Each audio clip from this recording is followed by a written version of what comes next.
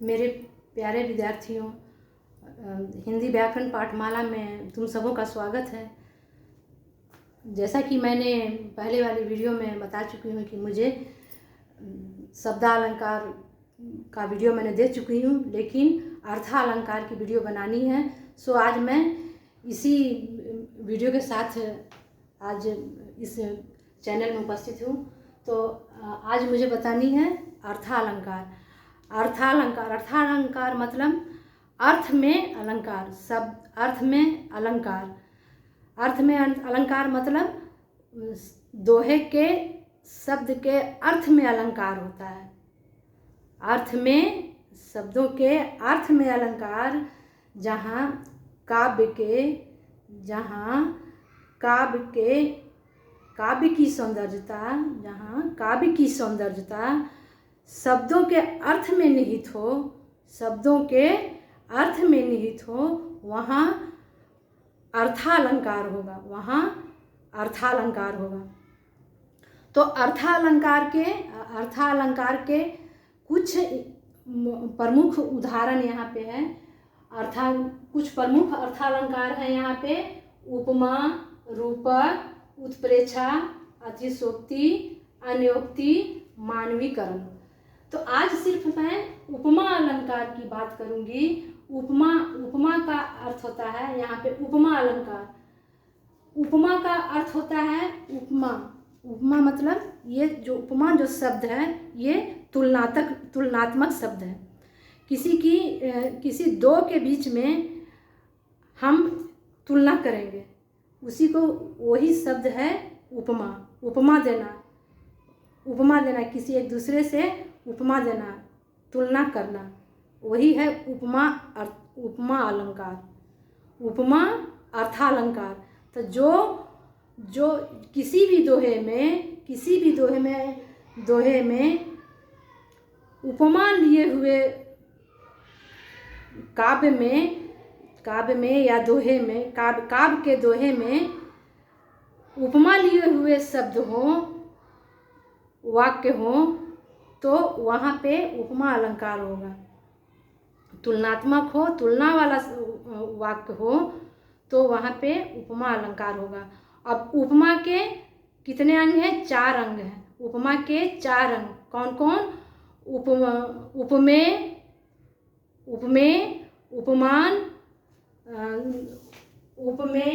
उपमान, साधारण धर्म, वाचक शब्द। अब देखिए उपमेय है। उपमेय का मतलब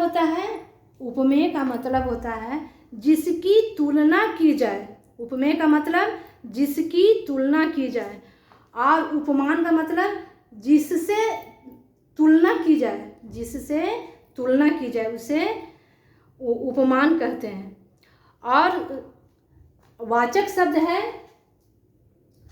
साधारण धर्म है, दोनों की समान विशेषता बताने वाले को। अब वाचक शब्द क्या है? जो शब्द दोहा में शब्दों की समानता बताता हो, उसे हम वाचक शब्द कहते हैं। अब समानता बताने वाले शब्द कौन कौन हैं? जैसे सरिस, सा, जैसा, सी आदि। अब देखिए यहाँ पे एक उदाहरण यहाँ पे हम लिखे हैं: पीपर पात सरिसमन डोला। अब ये जो है ये उपमा अर्थालंकार है। अब इसमें उपमा दिया जा रहा है, किससे उपमा दिया जा रहा है?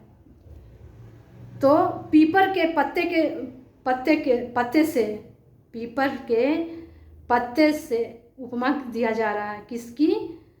तो मन को जिस तरीके से पीपल का जो पत्ता होता है, पीपल का पत्ता होता है, जरी सा वायु की गति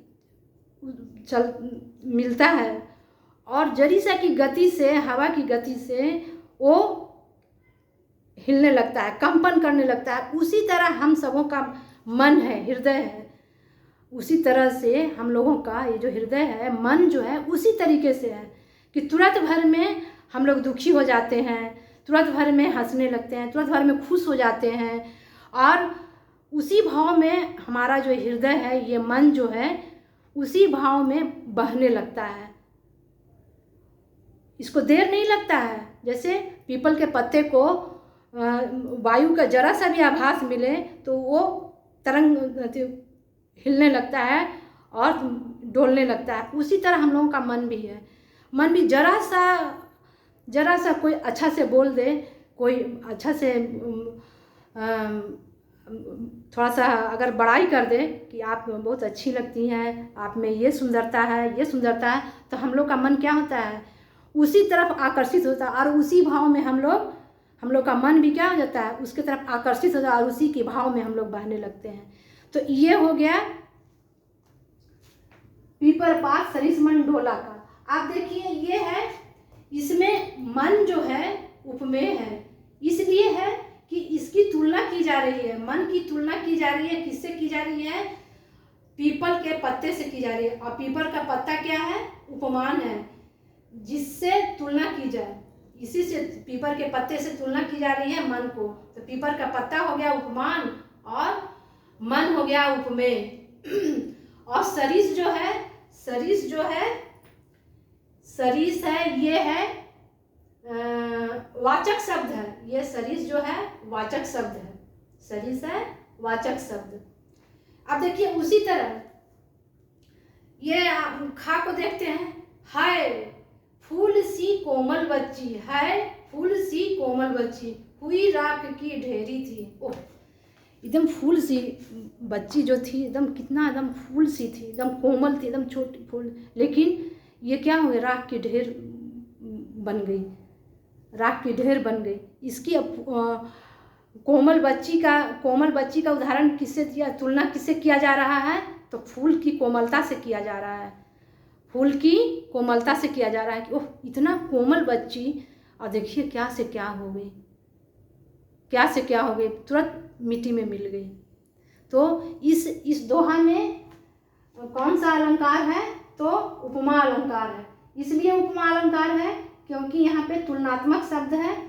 कोमल, ये बच्ची जो है कोमल बच्ची है, ये दोहा का उपमेय है, इसकी तुलना की जा रही है। और फूल जो हुआ ये उपमान है, फूल से तुलना की जा रहा है बच्ची का, तो ये है उपमान हुआ। और सी जो हुआ ये वाचक शब्द है, दोहा का वाचक शब्द कौन हुआ, सी हुआ। तो ये है सी जो है वाचक शब्द है। तो खा का भी हल हो गया। अब देखते हैं ग देखते हैं, ये जो है नील गगन सा, नील गगन सा शांत हृदय सो रहा, नील गगन सा शांत हृदय सो रहा। अब पहले ये समझ लीजिए, ये जो दोहा है इसमें उपमान कौन है, उपमेय कौन है और वाचक शब्द कौन है। उसके बाद इसका हम विस्तृत वर्णन करते हैं दोहा को। तो देखिए हृदय जो है उपमेय है। उपमेय क्यों है हृदय, इसलिए कि इसकी तुलना की जा रही है। और नील गगन जो है उपमान है, नील गगन क्या है, इस दोहा का उपमान है। क्यों उपमान है, क्योंकि इससे तुलना की जा रही है। उपमान इसलिए है कि नील गगन से तुलना की जा रही है। और वाचक शब्द कौन है, तो सा जो है इस दोहा का वाचक शब्द है, सा जो है इस दोहा का वाचक शब्द है। तो अब नील गगन सा, नील गगन देखिए आकाश कितना शांत, कितने अपने अंदर समेटे हुए हैं, कितने गंदगी ऊपर जो धरती का जो वायु प्रदूषण जो है वो वायु प्रदूषण को समेटे हुए है, लेकिन फिर भी शांत है। आकाश जो एकदम बिल्कुल समेटे हुए एकदम शांत है। तो ठीक उसी तरह जब हम लोग का मन जो है नील गगन सा शांत हृदय सो रहा है, जब हम लोग का जब इच्छा, जो यहाँ पर हम अपनी तरफ से व्याख्या कर रहे हैं इस दोहा का, कि जब हम लोग का मन का जो अंदर का जो इच्छा जो होता है, जो हम चाहते हैं और वो पूर्ति हो जाता है, तो हम लोग का हृदय भी क्या हो जाता है, एकदम बिल्कुल एकदम शांत बेफिक्र हो करके हम लोग एकदम शांत हृदय से शांत हो हृदय शांत हो जाता है और शांत हृदय लिए हुए सो जाते हैं, बिल्कुल नील गगन की तरह शांत होकर के। अब देखिए यहाँ पे घा का है जो दोहा है वह है दीप शिखा सी शांत भाव में, वह दीप शिखा सी शांत भाव में लीन। दीप शिखा सी शांत भाव, जब एक दीपक को जब, अब देखिए इसमें पहले उपमेय कौन है उपमान कौन है समझ लिए, उसके बाद दोहा का व्याख्या करते हैं। तो इस दोहे का जो है शांत भाव जो है वो है दोहे का उपमेय है, और दीप शिखा जो है उपमान है, और सी जो है वाचक शब्द है इस दोहा का। तो दीप शिखा इसलिए है उपमान क्योंकि इससे तुलना की जा रही है, और शांत भाव है इसी की जो है इस दोहा का, ये इसकी तुलना की जा रही है, और सी जो है समानता बता रहा है, एक दूसरे की तुलनात्मक शब्द में समानता प्रकट करवा रहा है। सी जो है वाचक शब्द है। तो दीप शिखा सी शांत भाव में लीन, दीप शिखा सी शांत भाव में लीन। तो जिस तरीके से दीपक को जब तक के लिए दीपक को जला देने के बाद घी बत्ती कर करके, और दीपक को जब हम जला देते हैं, जला के रख देते हैं, तो क्या होता है, जब तक घी रहता है, जब तक दीपक में घी रहता है तब तक वह क्या होता है, अपने जब तक घी रहेगा तब तक वो एकदम शांत भाव से जलते रहेगा, कुछ इधर उधर नहीं करेगा, एकदम एक लौ में जलते रहेगा।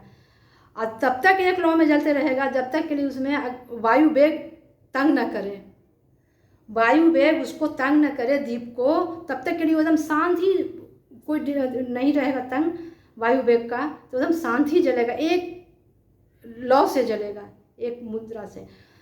तो उसी तरह ऋषि मुनियों का जो हृदय जो होता है, ऋषि मुनियों तपस्वियों संतों का जो हृदय होता है वो क्या होता है, एकदम शांत होता है, दीप शिखा की लौ की तरह एकदम शांत होता है मुद्रा, जो उन लोग का हृदय एकदम शांत होता है ना। उन लोग को संत की जो व्याख्या होता है, संत को सही माने के संत को कभी गुस्सा नहीं होता, क्रोध पर वो विजयी पाए रहते हैं, इसलिए उन लोग का हृदय शांत रहता है, किस तरह, दीपक की लौ की तरह।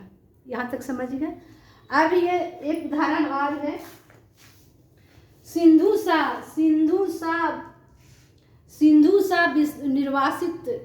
सा विस्तृत अथाह एक निर्वासित का उत्साह, सिंधु सा विस्तृत निर्वासित का हृदय। अब इस दोहा में, इस कविता में कवि का आशय है कि, कवि का यह आशय है कि जिस तरीके से समुद्र जो है अपनी गहराइयों को समेटे हुए, अपनी गहराइयों को समेटे हुए एकदम शांत रहता है, उस गहराई में, उसके सागर के गहराई में न जाने कितने तरह के जीव जंतु कीड़े मकोड़े बड़े से बड़े रहते हैं, लेकिन वो अपनी गहराइयों में सबको समेटे हुए फिर भी सागर शांत रहता है, किसी तरह का कोई हलचल नहीं रहता, अपनी गहराइयों में हम समेटे हुए शांत हृदय से गहराइयों, उसी तरह का तुलना किए हैं, सागर की गहराइयों से तुलना किससे किए हैं, सागर की गहराइयों की तुलना से किसकी गहराइयों का तुलना किए हैं, तो रामचंद्र जी की गहराई, रामचंद्र जी की जो गहराई है, उनकी जो आत्मविश्वास का जो गहराई है, आत्मविश्वास जो उनके अंदर जो छुपा हुआ है, आत्मविश्वास जो छुपा हुआ है, कैसा है आत्मविश्वास, तो सागर की गहराइयों की जैसा उनका आत्मविश्वास है। और उसी आत्मविश्वास से वो उसी आत्मविश्वास को लिए हुए वो रावण पर विजय प्राप्त करने के लिए सागर पे वो पुल बांधने का शुरुआत किए थे। तो ये है उपमा अर्थालंकार। उपमा अर्थालंकार। तो मेरे प्यारे विद्यार्थियों, आप इस रिवीजन करना ना भूलें और इस वीडियो को देखना ना भूलें। तो फिर से मैं अगले वीडियो में ये रूपक अलंकार लेकर के उपस्थित हूँ। और अलंकार के सारी वीडियो को देखना ना भूलें, तभी आपको अलंकार की समझ आएगा और स्पष्ट होगा।